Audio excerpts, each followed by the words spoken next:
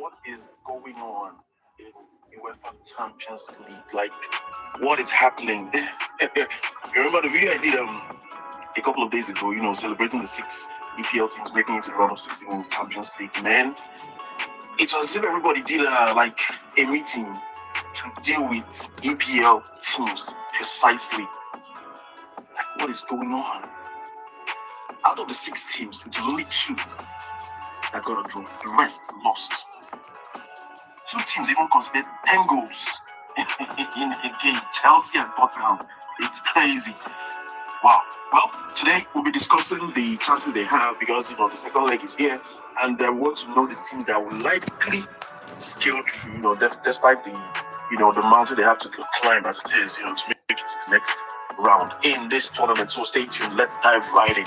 So we start with Arsenal. Yeah, the first leg ended 1-1. Arsenal being one of the 2 teams that got a draw in the first leg. The other one being Newcastle against Barca. So their chances against Bayer Leverkusen is quite reasonable. They are playing at home, and of course they just took a major step towards their success in winning the EPL trophy. So I think they are full of confidence right now. They're going to go into this game, guns blazing, going by the name Gunners. So I think they're going to get a win, because even if they get a 2-1 win, a 1-0 win, they're going to scale through. So I think they have a very good chance to make it through to the next round. Chelsea.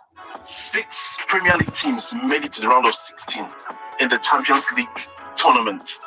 And the 6 teams that made it to the round of 16 considered 16 goals in the first leg of the round of 16. What is going on in UEFA Champions League? Like, what is happening? Celebrating the 6 EPL teams making it to the round of 16 in the Champions League, man. It was as if everybody did like a meeting to deal with EPL teams precisely. Like, what is going on? Out of the 6 teams, it was only 2 that got a draw. The rest lost. 2 teams even considered 10 goals in a game. Chelsea and Tottenham. It's crazy. Wow. Well, today we'll be discussing the chances they have because, the second leg is here. And I want to know the teams that will likely scale through, despite the, the mountain they have to climb as it is, to make it to the next round in this tournament. So stay tuned. Let's dive right in. So we start with Arsenal. Yeah, the first leg ended 1-1. Arsenal being one of the 2 teams that got a draw in the first leg. The other one being Newcastle against Barca. So their chances against Bayer Leverkusen is quite reasonable.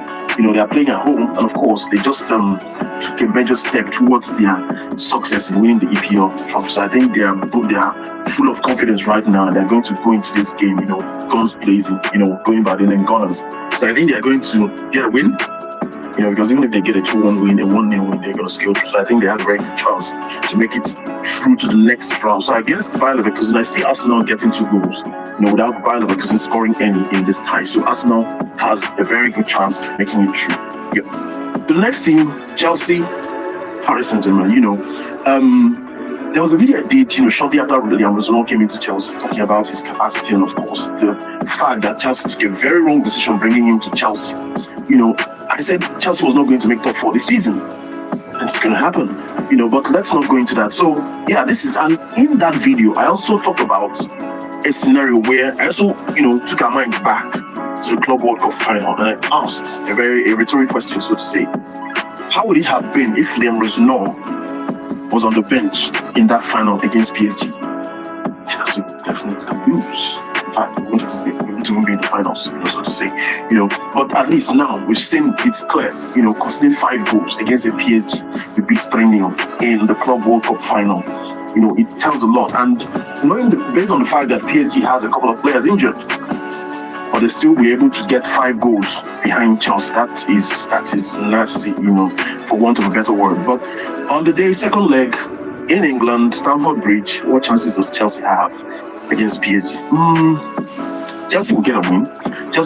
But they're not going to they're not going to scale through because they conceded a lot of goals in the first leg. Considering 5 goals, having a 3-goal margin, between you and your opponent going into the second leg, that's a lot in Champions League. So I think Chelsea will likely win, but maybe a 2-1 win, they're about at best a 3-1 win, which will still not be good enough to pull them through. So I think PSG is going to scale through. This should be the Champions League end of the road for Chelsea this season.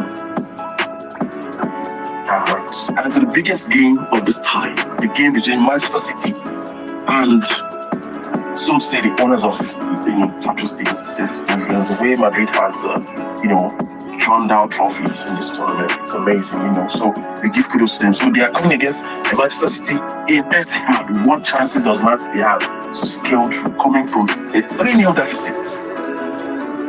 In all sincerity, Manchester City has enough tools. They have enough, they have a deep enough squad to scale through.